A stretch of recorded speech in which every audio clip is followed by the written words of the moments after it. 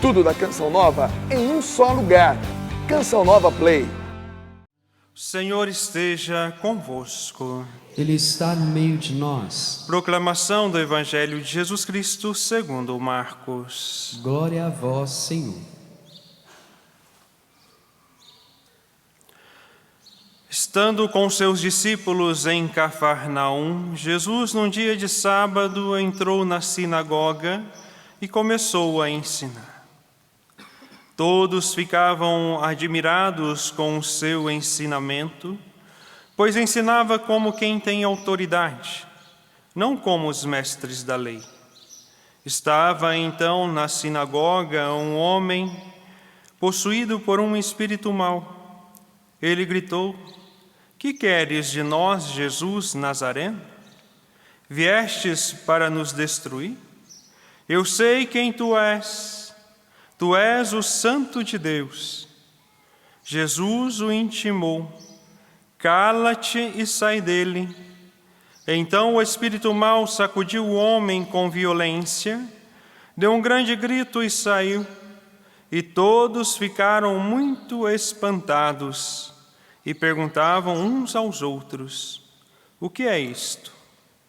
Um ensinamento novo dado com autoridade? Ele manda até nos espíritos maus e eles obedecem?" E a fama de Jesus logo se espalhou por toda parte, em toda a região da Galileia. Palavra da salvação. Glória a vós, Senhor.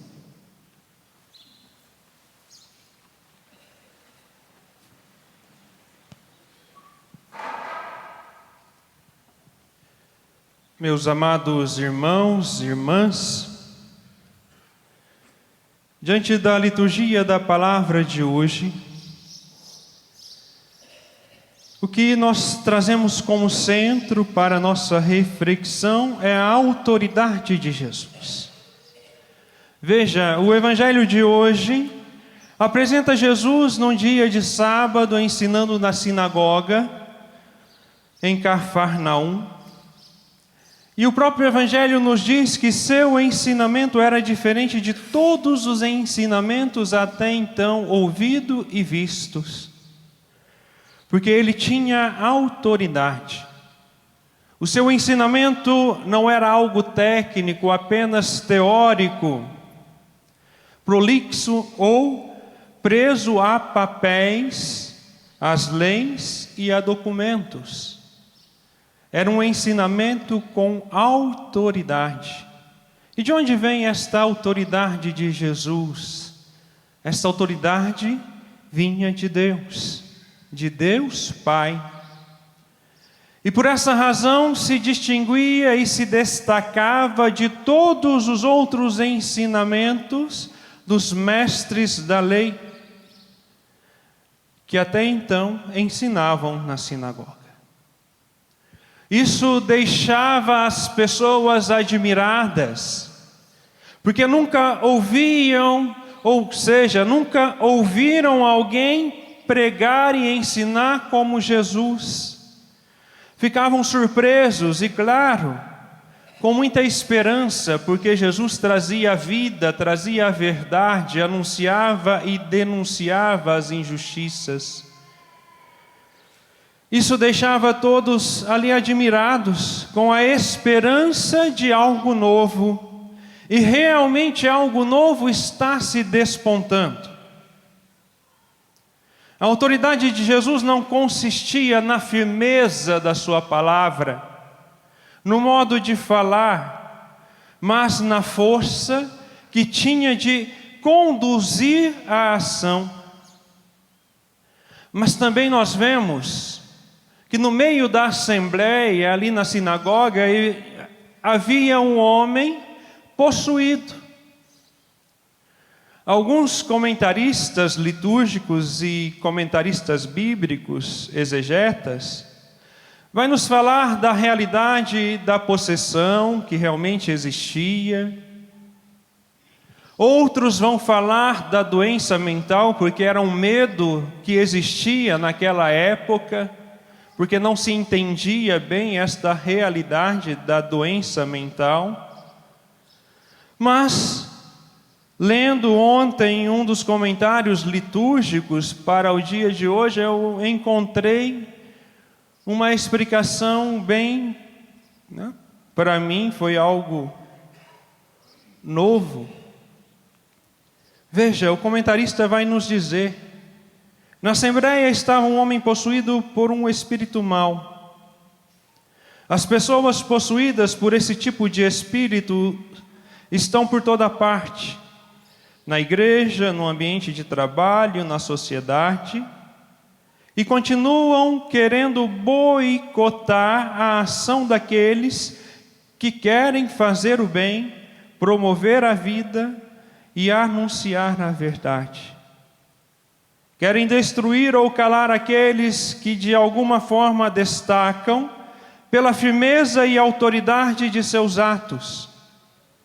Ou então, como vimos na primeira leitura, domina a vida das pessoas por procedimentos preconceituosos, torturando-as com pensamentos, atos ou palavras.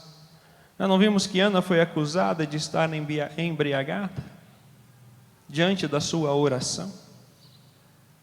É preciso, portanto, estar bem atentos a este tipo de pessoas, de espíritos maus. Às vezes estão até mesmo disfarçadas de amigos, companheiros, e simulam estar no mesmo barco daqueles que agem com firmeza ou que são diferentes e pensam diferentes delas. Às vezes até sentam na mesa e fazem refeições com elas. Chegam até a tecer elogios, porém com falsidade, apenas como uma isca para prendê-las em suas armadilhas. Esse tipo de pessoas fica muitas vezes à espreita, esperando a hora de puxar o tapete daqueles que se destacam, porque falam e anunciam a verdade. E esse tipo de pessoa estava lá no meio da assembleia, na sinagoga onde Jesus estava pregando. Quando eles perceberam que Jesus pregava com uma autoridade diferente, anunciava a verdade, falava com autoridade, logo eles se manifestaram, porque eles sabiam quem era Jesus. E ali eles, não dizem na primeira pessoa do singular, mas na primeira pessoa do plural. Isso é, não apenas uma pessoa. O que queres de nós? Viestes para nos destruir? Não é apenas uma pessoa. É um grupo, uma situação ou até mesmo uma condição. Destruir e expulsar esse tipo de panelinha que se forma dentro das nossas comunidades e abrir a inteligência das pessoas para a verdade do Evangelho é a primeira missão de Jesus para que o reino de Deus se instale no nosso meio. Por isso nós precisamos tomar cuidado com o que nós pensamos ou da forma que nós agimos, porque o demônio é capaz de colocar uma mentira na nossa mente e fazer com que nós acreditemos que esta mentira é vontade de Deus, ou é algo que nós pensamos que é pessoal, é nosso. Mas às vezes, por falta de discernimento, por falta de unidade com Deus na oração, na intimidade, nós vamos nos deixando levar pelas artimanhas do inimigo. E quando eu não gosto de algo, ou eu não concordo com algo, eu logo vou contra. Pior ainda, como e quando eu ajo como estas pessoas dentro da realidade deste comentário bíblico. O demônio existe. Mas a possessão, a opressão não são as únicas formas dele agir. Ele age a partir do momento que nós não estamos condizentes com a vontade de Deus, ou condizentes com aquilo que é a minha missão ou a nossa missão de batizados. Porque existem muitas pedras por aí falando, e até mesmo tentando calar a voz dos profetas, e tem muitos profetas se calando por causa da opressão de pessoas. Pior ainda, essas pessoas se juntam e vão atrás até mesmo de autoridades para destruir, porque veja, o demônio sabia quem era Jesus e ele mesmo sabia que se revelasse quem era Jesus naquele momento, as autoridades daquele tempo iriam calar Jesus, tirar Jesus de cena logo. Eles tinham esse triunfo. Se logo de início as autoridades ficassem sabendo quem era Jesus, o tirariam de circulação.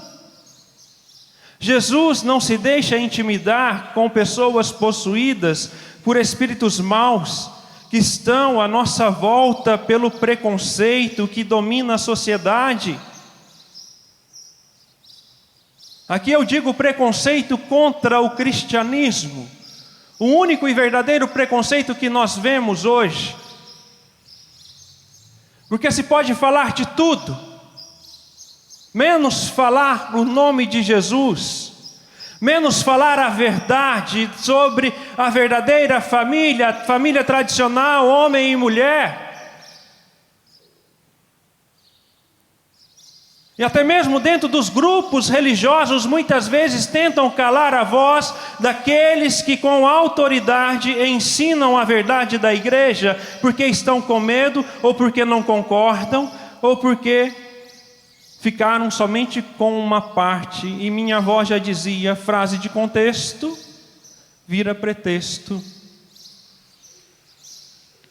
Portanto, meus amados irmãos e irmãs, a liturgia deste dia, da primeira semana do tempo comum, nos coloca na dinâmica e no dinamismo da missão de Jesus, e mostra que segui-lo e agir com firmeza, fazendo com que se calem as bocas mentirosas e maldosas, que insistem em desqualificar os trabalhos em prol da vida, da verdade, do reino, desqualificar a Igreja Católica Apostólica Romana, bem como toda forma de preconceito com o cristianismo autêntico e verdadeiro. Por isso nós precisamos entender que se eu não vivo os mandamentos de Deus, se eu sou batizado, se eu sou católico, e se não vivo os ensinamentos da igreja, a doutrina da igreja, os mandamentos de Deus, os mandamentos da igreja, eu vou ser pedra de tropeço. Eu vou atrapalhar a evangelização. Ou santos ou nadas. Ou santos ou nada. Jesus está voltando e repito algo que me veio há uns dias. Por causa dessas realidades, desses espíritos maus, dessas pessoas maldosas, muitos estão se calando, e até mesmo aqueles que foram chamados para preparar o caminho de Jesus da sua segunda volta.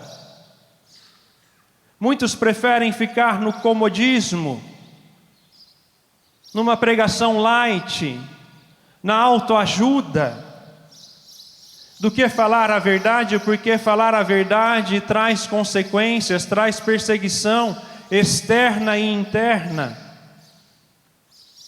E por isso nós precisamos entrar no dinamismo da missão de Jesus, entender que viver o Evangelho exige de nós radicalidade, vivência da verdade, anúncio da verdade, doa a quem doer. Porque se eu realmente sou católico, eu não posso me calar diante das injustiças deste mundo. Pronto, falei. Tudo isso eu tirei de um livro, depois eu até vou postar esse livro no Instagram, para que você possa ter acesso a ele também. que nós possamos ser santos. E a santidade de vida exige de nós unidade. Unidade na verdade. Louvado seja o nosso Senhor Jesus Cristo. Tudo da Canção Nova em um só lugar. Canção Nova Play.